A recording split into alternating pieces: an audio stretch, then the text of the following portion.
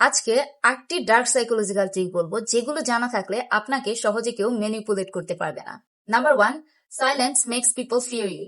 সবসময় আপনার সবকিছু বলে বোঝানো দরকার নেই, মাঝে মাঝে নীরব থাকুন, কারণ আপনার নীরবতা অন্যের মাঝে ভয় এবং চিন্তার সৃষ্টি করে।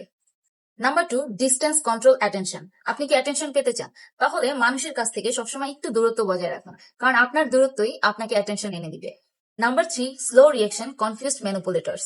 আপনাকে সব সময় সব পরিস্থিতিতে চট জলদি তাৎক্ষণিকভাবে উত্তর দেওয়ার দরকার নেই, মাঝে মাঝে ধীরে সুস্থে ভেবে চিন্তে উত্তর দিন, যা ম্যানিপুলেটরদেরকে কনফিউজ করবে। Number 4, never tell your weakness to anyone. আপনি আপনার দুর্বলতাগুলোকে ভুলে ভালেও কাউকে বলতে যাবেন না, তাহলে তারা এগুলো একদিন আপনার এগেনস্টেই ব্যবহার করবে। Number 5, jealous people smile the most. সবসময় দেখবেন হিংসুটে মানুষরা একটা লম্বা চওড়া হাসি মুখ নিয়ে থাকে।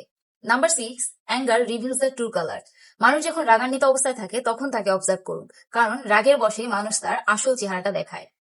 Number 7, never trust anyone twice.